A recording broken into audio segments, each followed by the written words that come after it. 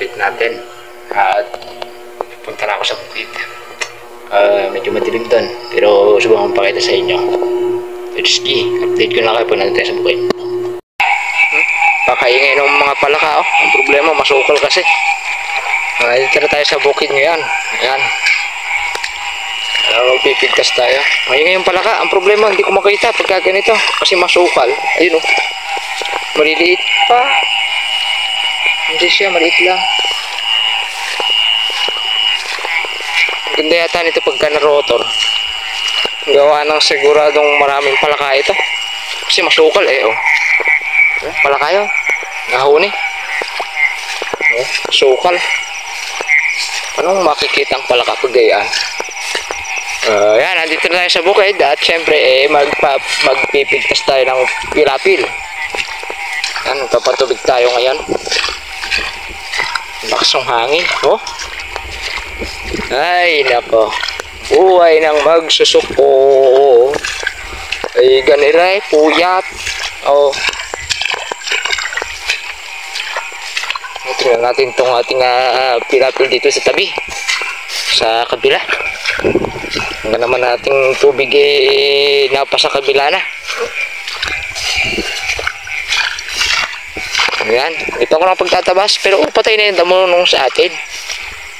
May katasan din naman maiiwasan yan. Okay lang. Kawanan tayo ang bumahapasal. Di pala ka.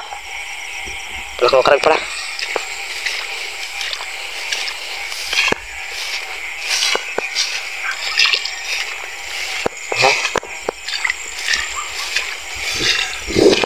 Ayun, pala kayo, no?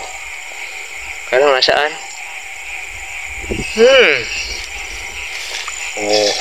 Tayo rito. Pala kayo, maliliit lang. Ayun.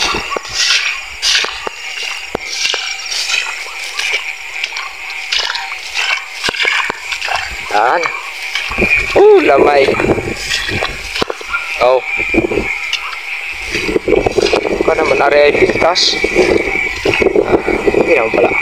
Pero malapit na. Ay, sasal kita mamaya. Magbalik. Wala tayong wala tayong dalang tripod. Gawa lang nang magpipigtas tayo. Susunugin natin bukas yan. Yung mga damo na tuyo dun sa tambak natin para malinis. Pipigtas tayo dito. Okay. Wala nga hawak ng camera natin eh. Pasensya na kayo ha. Magpapatay muna tayo. Ayan o. Balik tayo rito mamaya. 2 hours ulit. 1:42.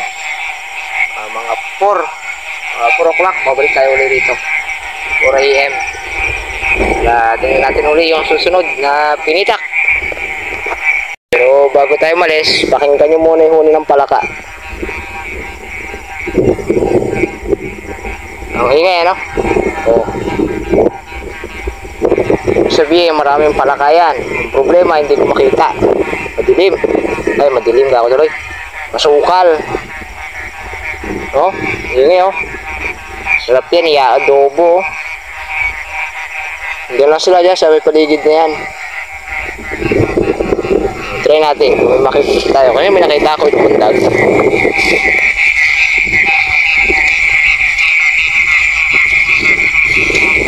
Dito eh.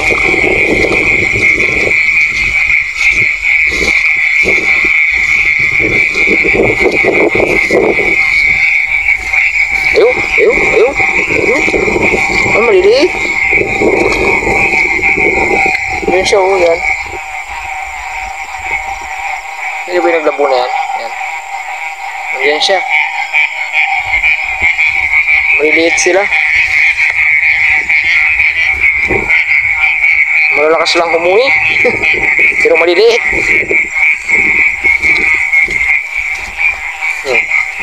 Tingin pa tayo. Lang, pag ganyan, masukal. Wala tayong makikita dyan. Ayan, balikan tayo dito mamaya. Update ko na kayo ulit. Yun, magandang buhay mga ka-farmers. Ayan, dito na tayo. Ayan, update tayo sa aking pinatutubigan. Pangalawang gabi ko to. So, mamaya, nagpatubig. Medyo malayo-layo naman na inabot. Halos mag-aabot na tayo ron sa dulo. Kaya lang, ang gusto ko rito, mapalalim. Ibig sabihin, walang lupang lilitaw pagka, dahil susundan na to ng ang traktor. Pagka nayaring may rotavator, sa kapal ng pasyok na yan, mahirap magbulok. Kaya nag-order ako ng bioenzyme. Yun yung magbubulok dyan, yung decomposer. Para yung magiging pasyok natin dyan na yan. Nakita nyo yung makapal na pasyok na yan, na may palay-palay. Nagsambo ko siya kasi mabulok, maging dagdag na pataba ng ating pinakapao ng abono. Ika nga ng ating isasabog na habilis. Hindi ko alam kung anong lagay ng habilis na yon. Kung sabi nila ay maaga raw yatang inaani. Dapat yun may paupo. O gagawin natin pinakapaupo, yung mabubulok natin din na ng mga damo, saka yung pasyok ng palay na yan, o yung nakita nyo na yan na may mga sagibo pa. O ito na yung tubig natin. Yan, last. Medyo malayo na rin. Pangalawang gabi na to.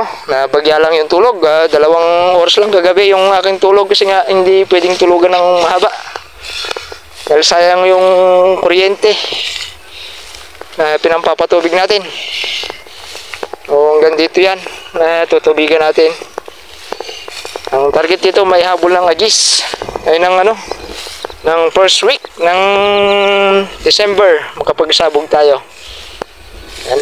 So, ito yung hangganan niya muna na sasabugan natin. Kasi kung ibon ayun makita mo may tubig pa yan. Malalim pa siya.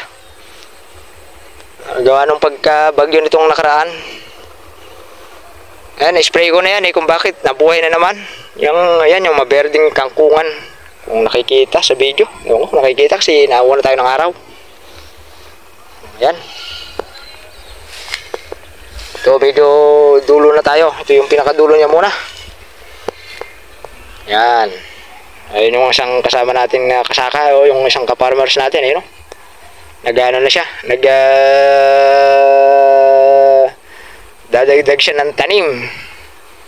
Maganda na yung tanim nila. Wala namang namatay. Kaya lang sabi nga niya baka raw pag lumutang uli yung mga suso, may makain. Marami siyang punlang masasayang. Kaya niyan, tinatanim din niya uli. Yun. Yan, yun din yung isang kasama sa kalahati, medyo malayo lang. Hindi natin kung makukuha. Zoom in. Zoom in natin. Times 4.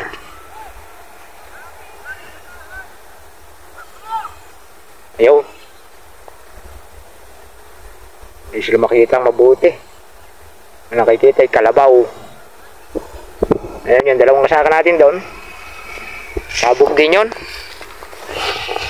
Tapos to, kaya ako pipiliting maihabol yan ng first week ng December. Gawa ng yung katabi natin na yan na pag-cultivate na sabog din. Nakakahiya naman kung dahil sa mahuli tayo masisira natin yung sabog niya. Nakakahiya naman.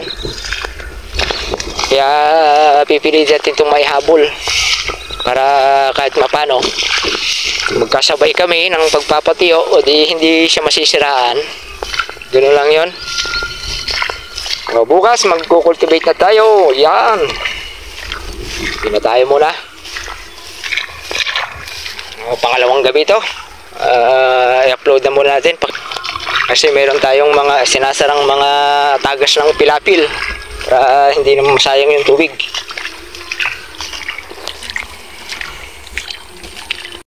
Yun. Medyo against the light tayo.